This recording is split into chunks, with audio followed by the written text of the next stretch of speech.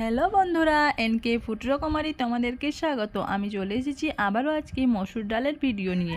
চলো মসুর ডাল দিয়ে আজকে কি রেসিপি বানাচ্ছি সেটাই তোমাদেরকে দেখাবো। প্রথমে নিয়ে নিলাম একটা পাতলা সুতির কাপড়, সুতির কাপড়ের মধ্যে ঢেলে নিচ্ছি মসুর ডাল। আর মসুর ডালগুলোকে এখানে মোটা নিয়েছি আমি। তোমরা চাইলে সরু মোটা তোমাদের পছন্দের মতো নিয়ে নিতে পারো। আমি এখানে মোটা মসুরিটাই নিয়েছি। মোটা মসুরিটা এই রেসিপিটায় মোটা মসুরি খেতে সবথেকে বেশি ভালো লাগে। আমার তো লাগে, তোমাদের কি লাগে জানি না, তবে এরকমভাবে বানিয়ে দেখতে পারো, তোমাদেরও ভালো লাগবে। এবার এই পাতলা কাপড়ে মসুর ডালগুলোকে নিয়ে এই কাপড়টাকে ভালোভাবে বেঁধে দিতে হবে, যাতে মসুর ডালগুলোকে পড়ে না যায়। তারপর কাপড়টাকে ভালোভাবে ধুয়ে নিতে হবে পানি দিয়ে। তারপর ধুয়ে নেওয়ার পর যে কোনো একটা পাত্রে পানি দিয়ে সেটাকে গ্যাসের ওপর বসিয়ে দিয়ে এটাকে সেদ্ধ করে নিতে হবে। আর তা যদি না পারো তাহলে রোজ তো ভাত হয়ই, সেই ভাতের হাঁড়ির মধ্যে এই কাপড়টাকে ভরে দিতে পারো, তাহলে মসুর ডালগুলো খুব সুন্দর সেদ্ধ হয়ে যাবে।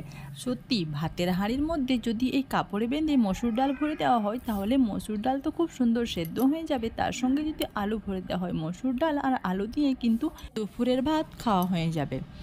এইভাবে মসুর ডালের কাপড়টাকে গিঁট দিয়ে দিতে হবে। আর যদি কৌটো থাকে তাহলে কৌটাতে ভরে নিতে পারো।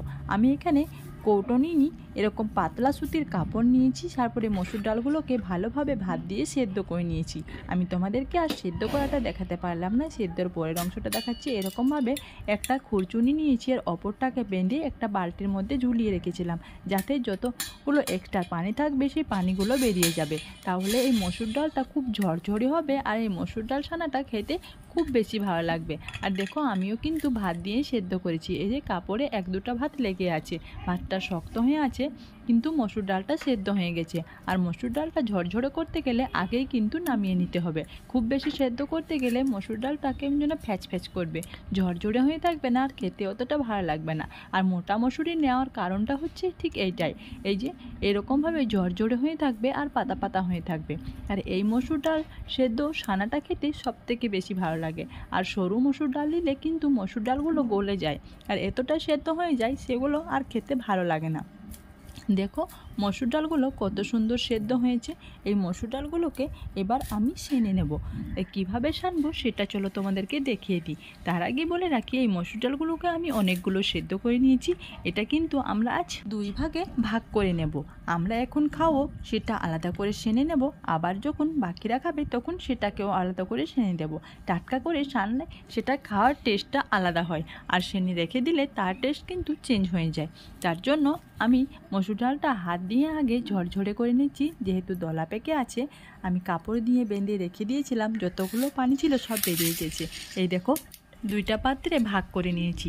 এবার একটা পাত্রের আমি সেনে নেব আর ওইটা রেখে দেব। এই প্রথমে একটা পেঁয়াজ নিয়েছি মিডিয়াম সাইজের, এই পেঁয়াজটাকে ছিলে নিয়েছি। এবার পেঁয়াজটাকে ভালোভাবে ধুয়ে নেব পরিষ্কার করে। তারপরে কুচি করে কেটে নিয়েছি। এই কুচানো পেঁয়াজগুলোকে দিয়ে দেব মসুর ডালের ওপর। মসুর ডালের ওপর দিয়ে দিচ্ছি আর হাত দিয়ে চেপে চেপে পানিগুলোকে বের করে দিলাম। এবার তার মধ্যে পেঁয়াজ কুচি দেওয়ার পর দিয়ে দেব ওইখানে কাঁচা লঙ্কা কুচি, কাঁচা লঙ্কা দিয়ে দিলাম। আর এখানে দিয়ে দিচ্ছি ধনে পাতা কুচি। তারপর দিয়ে দেব পরিমাণ মতো লবণ দিয়ে এবার হাত দিয়ে কচবচে করে সেনে নেব।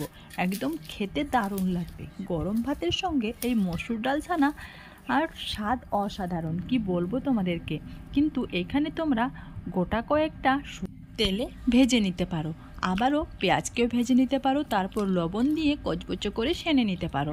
কিন্তু আমি আজকে কাঁচা পেঁয়াজ কাঁচা লঙ্কা দিয়ে খাবো, তার জন্য আমি আজকে কাঁচা লঙ্কা কাঁচা পেঁয়াজ দিয়ে সেনে নিয়েছি। তোমরা কিন্তু ভাজা লঙ্কা ভাজা পেঁয়াজ দিয়েও সেনে নিতে পারো, আর এটা কিন্তু ভাজা পেঁয়াজ ভাজা লঙ্কা দিয়েও সেনে নেওয়া হয়।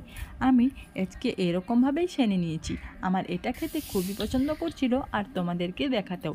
আমি যেভাবে মসুর ডাল ছানা খাই এরকমভাবে খেতে আমার তো বেশ লাগে। কি বন্ধুরা, তোমরাও এবার বানাবে তো? তোমরাও এবার বানিয়ে ফেলো কিন্তু। টাটা।